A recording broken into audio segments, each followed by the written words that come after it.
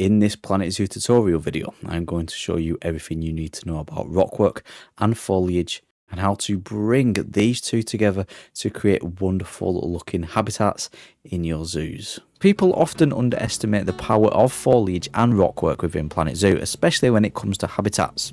For this instance, you will see this habitat what I have created. It is very basic with the foliage and rocks what is in there. But if we add some foliage and rocks now, you can see how much it actually comes alive. So in this video, I'm going to show you step by step how I go about working with rockwork and foliage. And of course, along the way, I'm going to give you my own personal tips and tricks of how to create beautiful looking habitats. Just before we jump in and start creating from scratch a habitat with all the foliage and rocks missing, I just want to show you this one example. And the reason I do want to show you this emu habitat I have created is because I'm using rocks and foliage in a couple of different ways. Let me explain.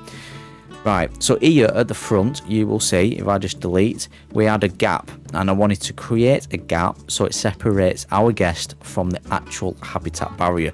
And a really easy and effective way to do this is just to add these 4 rocks. So these are the 4 rocks. It's probably one of my favorite rocks. When you go into the rock menu here, let me just turn my blueprints off. They're the first set of rocks you will see. They are brilliant for all habitats, and you can recolor them. So that's one way of using rocks and foliage to create a natural looking barrier where your viewing areas are. You can see I've also got some separation in the actual barrier itself with this rockwork, just giving it a different look and different angles to play with. And over on the left you will see this lovely rock and foliage wall. This wall is actually the habitat barrier. You just run a null barrier through this and your animals will stay in. And obviously in the actual habitat itself we've got foliage and rockwork, quite minimal in this habitat, but this is your basic foliage and rock work. That makes sense? So in one habitat we've used rocks and foliage in 3 different ways. And just a heads up here, if you do want to get a little bit lazy and download these 4x4 rock and foliage mixed walls, you can do. They're on my Steam workshop page. Link is in the description down below. So you've got the fundamentals of a habitat in. We've got the hard shelter on the right hand side, and then the entrance to the actual habitat and a little mini hard shelter on the left hand side. By the way, if you do want to, learn how to build hard shelters and backstage areas, I've also got a tutorial on that on the channel. In fact, I've pretty much got a tutorial for everything in Planet Zoo now. But once the fundamentals of the habitat are in, you are left with something what looks like this. Doesn't look too pleasant, does it? This is just a body of water with all jagged edges, and it doesn't look very nice. So we need to spruce things up, add a hell of a lot of rock and foliage, and I'm going to do it step by step. By the way, I have got a black rhino knocking about, so let's hurry up and build a habitat what this animal deserves, shall we? The first thing we need to do is build a natural looking null barrier to block off these exits here. We do not want our animals escaping, and the best way to stop them escaping is to create a natural barrier with rocks and foliage. So let's start on the right hand side here. So let's bring out our construction tab, and we're going to go into nature.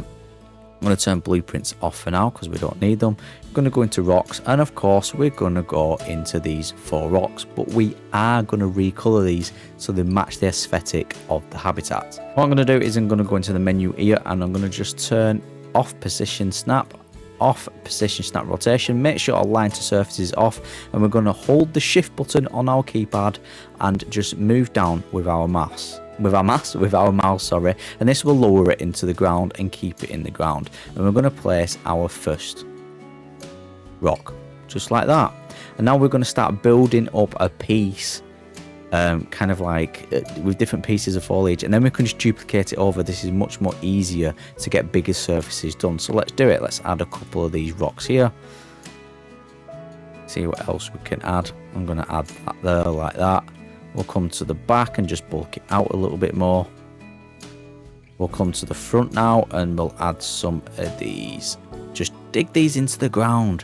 Make them just pop out of the ground like so.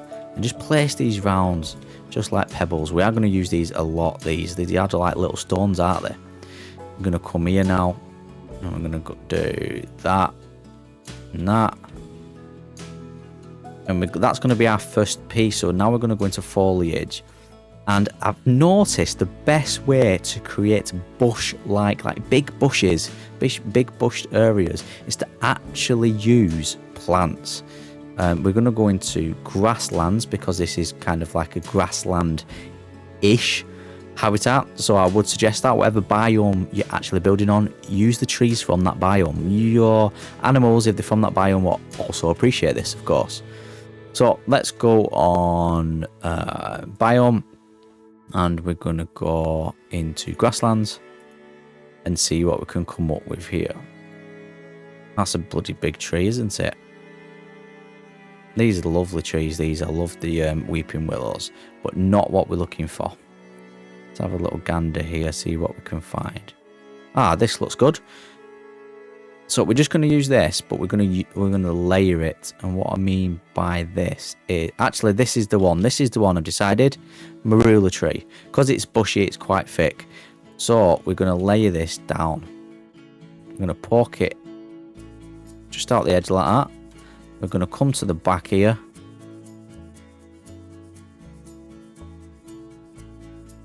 We'll delete that actually. We're going to come to the back and just move this to the forward like that.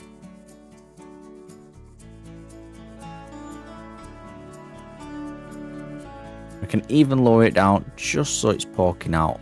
See how it looks like the bush is coming over the rocks? That's the effect I want here. We can fill in the other gaps later. What I'm going to do now is I'm just going to group all this together, just like that. Press merge scenery into group. All we have to do is duplicate it over, lower it back down. Just like that. Play about with the angles. And there we go. We've got a wall made out of rocks and foliage. We can then do the same on the other side. So just duplicate that. Lower it down.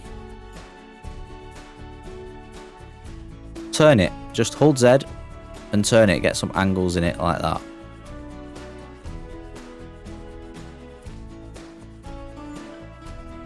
There we go. I'm quite happy with that, to be honest with you. We can bulk it out and change it as we go along and as we see fit. Now that the two barriers have been made, how quick did we do that as well, by the way? Anyway, the jagged edges of this water. It doesn't look too good, so we need to get rid of it. When you do add water, especially precise water like this and near to a path and near to a building, you will get these horrible jagged edges. Don't try to smooth them down, just cover them up with rocks and foliage. So let's do that now. Again, we're going to go in with the 4 rocks and we're just going to place these rocks around the edge of the body of water where all the jagged edges are. You can pick the smaller ones if you need smaller and just play about with different heights, just lowering them down and just layer them all around the edge like you can see me doing now. Quite simple really. So keep going all around the edge.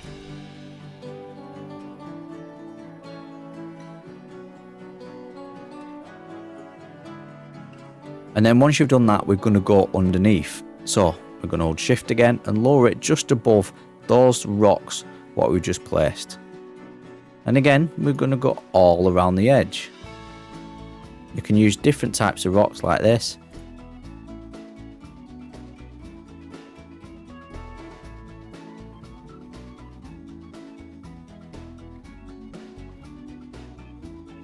Once the edges have been done, we then need to add the foliage. So let's go back into foliage and again, try to keep it in the same theme.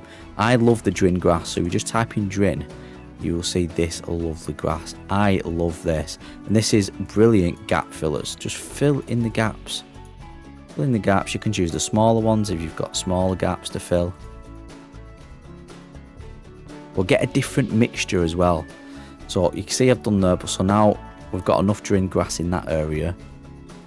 Let's go out and pick something else. This will do. I love this. Big blue stem grass dry.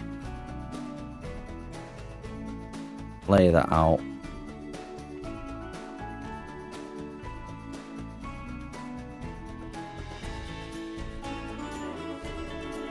Use some of these as well. Yeah. Like this. And go all around the edge once again. different colours, different lengths, lowering them down, pulling them up.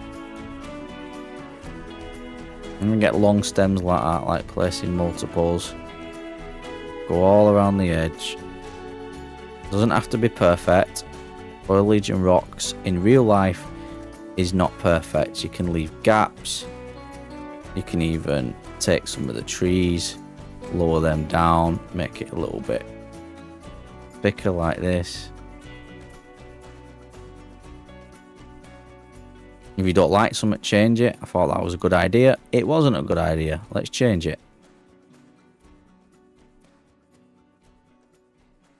Like that. You see how it's coming alive now and it's all starting to blend together and come together and look more realistic. If you type in leaf in the search bar, another good tip here, you could got these lovely tropical leaf litters. You can put these on the body of the water, just like that. So it looks like, obviously, the leaves have fallen off the plants into the water.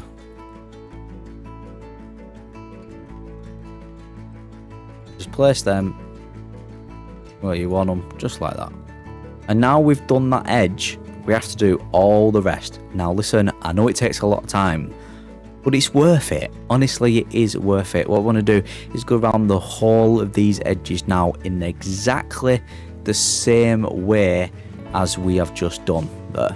And once you've done that, it will come out looking something like this. As you can see, a hell of a lot more work has gone into it, but we're going to go through now and show you what I've done. So in the center of this island bit, I've just added a tree and kind of made it like a main focal point for this area. I've just added these little barriers around here to make it look like this tree is not natural and it's actually planted. And I think it looks pretty decent. You can see I've added a hell of a lot more foliage, but our original rock work is there. I've changed the colour of the rocks to a more like grasslandy kind of colour. You can see all our rock work around the edge is still the same. I added a little bit of reeds here and there and lowered stuff into the water, so this looks like it's coming out of water. We've got this lovely new bush. I love this.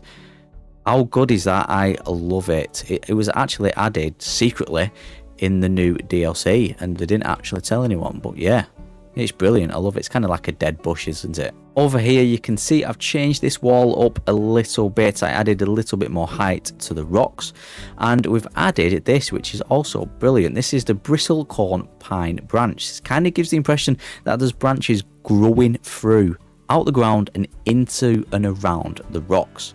And I really do want to emphasize the importance of using both rocks and foliage. Don't do one without the other. You can see this is what the habitat looks like with just foliage. Looks pretty decent, right? Yeah, you add rocks and you can see how better it actually looks. And if you do look closely, you will see that these rocks are actually different coloured, and I would suggest that. Let me just go over here and show you an example with the normal rocks. Let's go into rocks. We won't use the 4 rocks for this. We're going to just type in desert just so we can go by biome, and you'll see we've got 2 different coloured rocks in the desert biome. So let's just place a couple down like so. What we want to do is mix them, because if we do mix them, you'll get really nice effects like this. You'll never see a whole rock face looking exactly the same.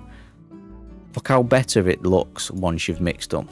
Even already, it took me, what, 5 seconds, we've already created a mixed rock wall. Another little thing I like to add in pretty much any habitat is these logs. These are the climbable logs in the habitat tab. So if you go into habitat and you go into enrichment items and then climbable, you'll see these lovely logs. Now, I like putting these in water. I like leaning them against the rocks. And again, it just gives it a more realistic atmosphere and gives kind of the habitat a bit more character, if that makes sense. So as we watch this beautiful black rhino traverse through our habitat we've just created, let's have a little recap. So what have we done and what have I showed you? At first I showed you how to combine and the importance of combining rocks with foliage. I then showed you how to make rock and foliage walls as null barriers which will block your animals leaving your habitats. I showed you some little tips and tricks along the way, including lowering the foliage just above those 4 rocks so it looks like it's poking out the ground. And then I showed you how I personally go about creating foliage and rockwork around a body of water within a habitat. And that concludes the video. So if you are new around here, hit that subscribe button, and if this video did help you in some way, then hit that like button. My name's Adam, and I will catch you in the next Planet Zoo video.